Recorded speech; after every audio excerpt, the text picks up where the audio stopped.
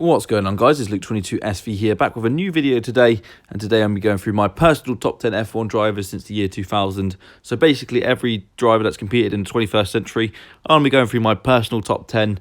And without further ado, let's get straight on into the video. And at number 10, it's Robert Kubica. And Kubica could easily be so much higher up on this list if it wasn't for his rally incident in 2011, which curtailed his F1 career up until that point. He had one win, several podiums, but that doesn't really do him justice for how good he was of a driver in his F1 career. Between 2006 and 2010, driving for Sauber and Renault in those times, getting his win for BMW Sauber, having that huge incident in Canada of 2007, being out for just one race and then coming back a year later at that same track and winning in style. That was just amazing. A hugely talented driver. His best season for me was when he went into Renault and scored several decent podiums in Australia and Monaco, for examples, and making his comeback as well, just showing how good of a driver he was, despite being at the back of the grid now and not really looking like he's really as sharp as he used to be. Still a fantastic driver and definitely worthy of a top 10 spot and worthy of 10th place on this list. Definitely could be higher. But we'll move on to number 9 then. And number 9 is Daniel Ricciardo, a man who definitely could also be higher up on this list when he retires. But for now, he's number 9. 6 wins to his name and currently driving for Renault.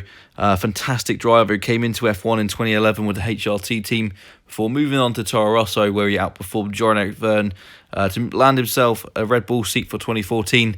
Absolutely wiping Vettel away, and no one would have expected that, and taking home 3 wins that season as well in a Red Bull car that had no position to win races that season. Winning a race in 2016 as well, showing Max Verstappen who's boss on some occasions, apart from last season where of course he had several issues, but winning the Monaco Grand Prix, and now at the Renault team, a chance to lift them up the table.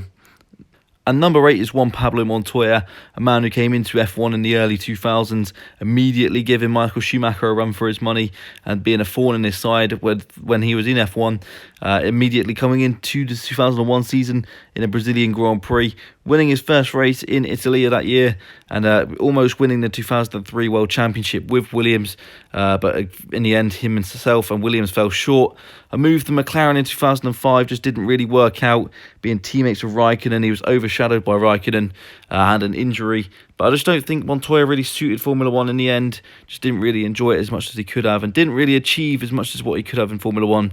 But overall, Juan Pablo Montoya, a solid choice for 8th place on this list as we head on to number 7.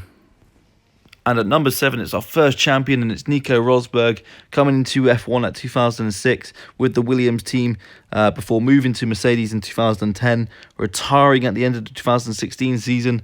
And now Nico Rosberg actually didn't win a race until 2012, having had a few podiums with Williams and a few podiums with Mercedes before that, and winning the 2012 Chinese Grand Prix.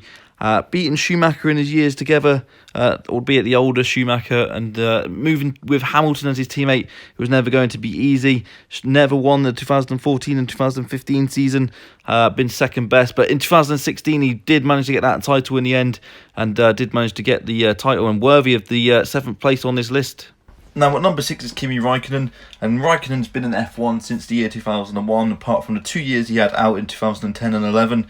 Came in with the Sauber team in 2001, making an instant impression, being signed up by McLaren, winning his first race in 2003, almost winning the championship in 2003 as well, and 2005 he could easily be a 3 times world champion, but left McLaren, got his break at Ferrari in his first season, stole the championship off of Hamilton and Alonso, and just impressing really well.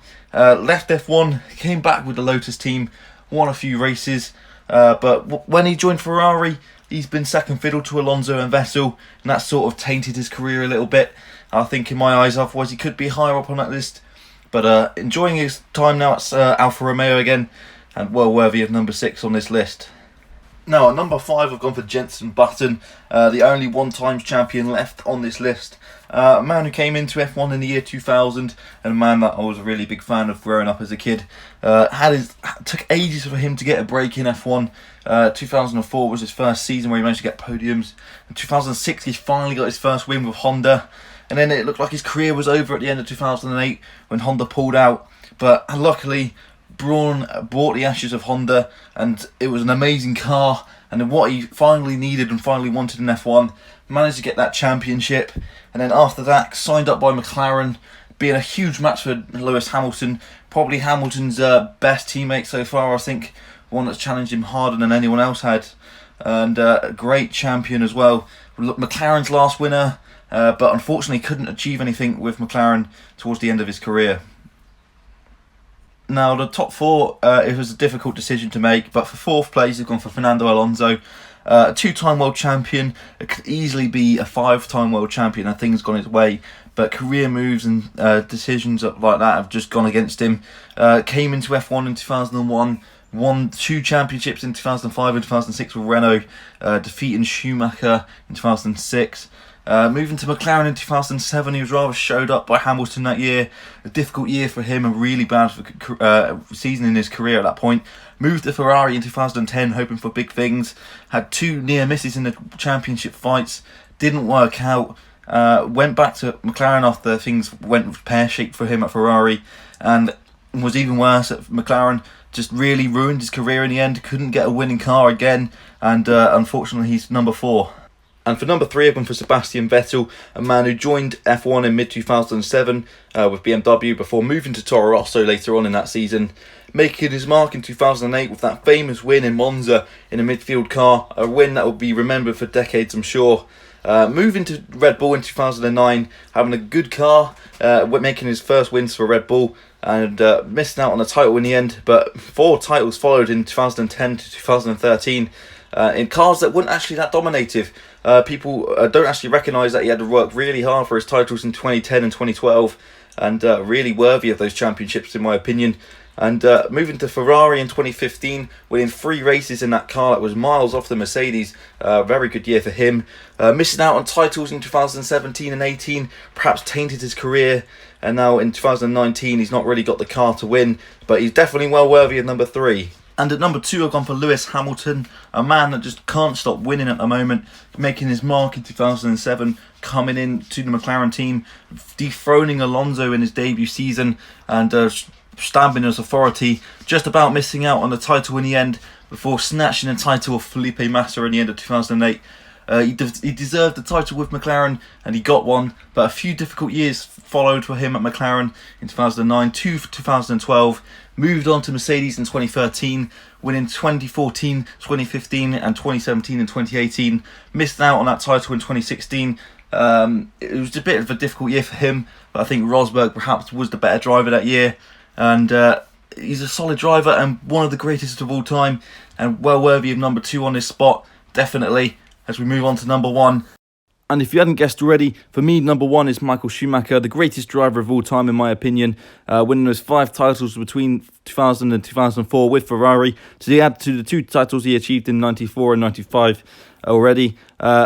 People think that Ferrari was dominative in the early 2000s, but I think it was mostly down to Michael Schumacher being class of the field and not actually down to the car, apart from perhaps 2002 and 2004, where it was a lot better. But in 2005, he was dethroned by the rule changes, and in 2006, he had that title fight where he lost out to Alonso in the end, retiring for the incoming Raikkonen. Came back in 2010 with Mercedes, wasn't as good as he used to be, but still one of the greatest of all time, and definitely up there. But still, I think the best driver of the 21st century.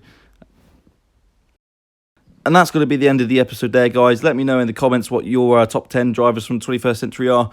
And also, give me some feedback as well. And I'm always open to some constructive criticism on ways I can improve as a YouTuber and a commentator. And I'm always just open to feedback as well in the comments.